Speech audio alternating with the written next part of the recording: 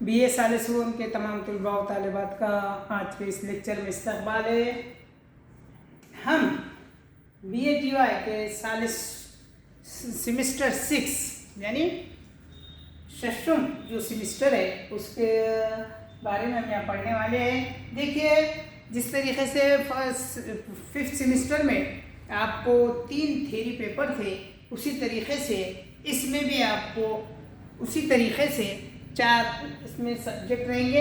एक रहेगा, पहला जो है वो है इंशाया और खाका, दूसरा जो रहेगा वो है मकतूब, और उसके बाद का जो रहेगा वो है जदीद ज़राए इबलाग, और एक है मंसूबे अमल यानी जिसको आप प्रोजेक्ट कहते हैं। इस तरीके से इसमें आपको कुल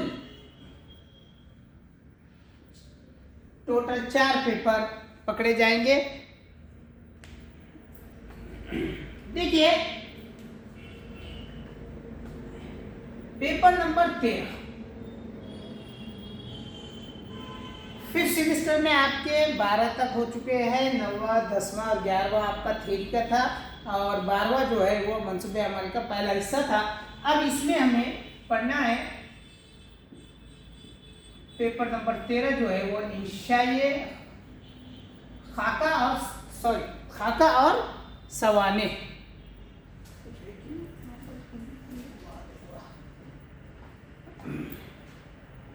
वो है खाका और सवाने।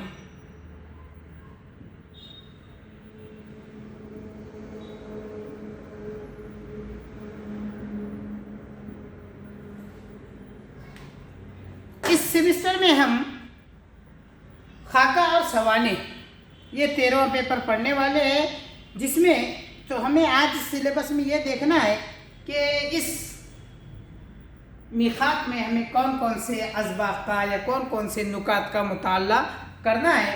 तो सबसे पहले याद रखिए, हमें इसमें जो पढ़ना है वो है खाके का फन और तकनीक।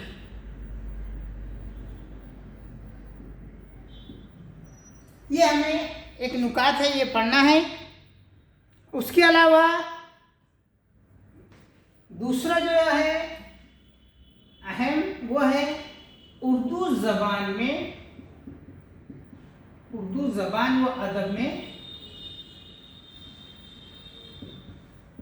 खाके का आगाज़ व इंतखा।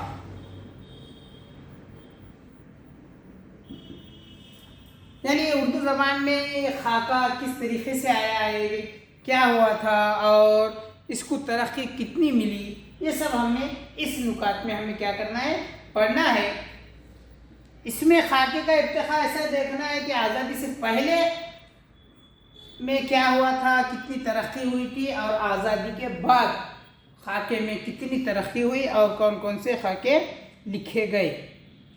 ये बातें मेन, ये अहम होते बात। फिर हमें क्या करना है, खाकों का मुताला करना है। ये तो खाकी के फ़नी बातें थी कि खाका किसे कहते हैं और कितनी खाके ने तरक्की कैसे की है, उर्दू ज़बान व अदब में खाके का क्या मकाम है, क्या अहमियत है, ये हमें इस 2 नुकात पर आ जाएंगे। अब इसके बाद हमें इस मिखात में जिन खाकों का मुताला करना है तो उसमें है नंबर 1 है, वो है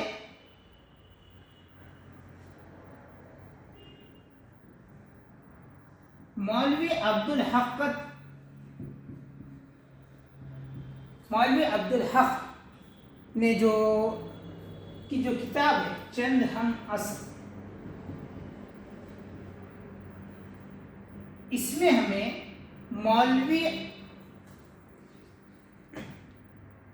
मौलवी मोहम्मद अजीज मिर्ज़ा इनका सिर्फ खाका पढ़ना है।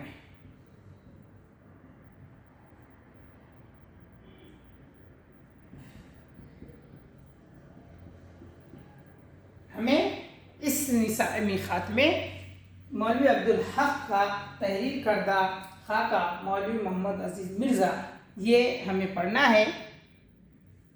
इसके बाद रशीद अहमद सिद्दीकी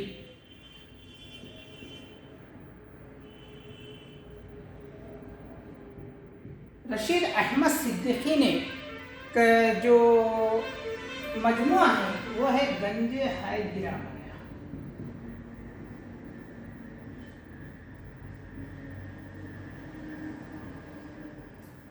یہ جو انہوں نے کتاب لکھی ہے اس میں سے ہمیں صرف مولانا محمد علی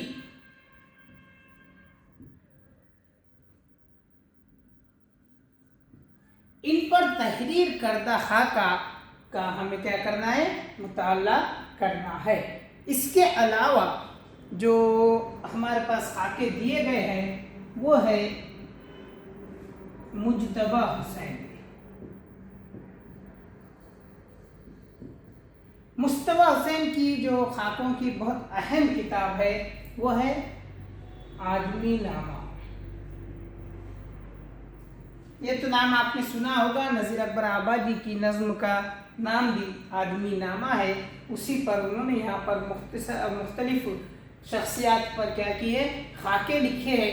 چونکہ وہ آدمی پر مبنی ہے تو اس لیے انہوں نے کیا کیے ہیں؟ اس خاکوں کے مجموعے کا نام آدمی نامہ دیا ہے۔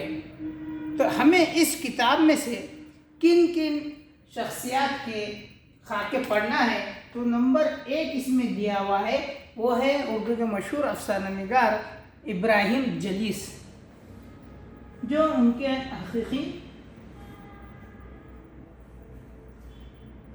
بھائی بھی تھے۔ انہوں نے یہ خاکہ لکھا عنوان اپنا آدمی نام سے۔ دوسرا ایک ہے وہ ہے نریندر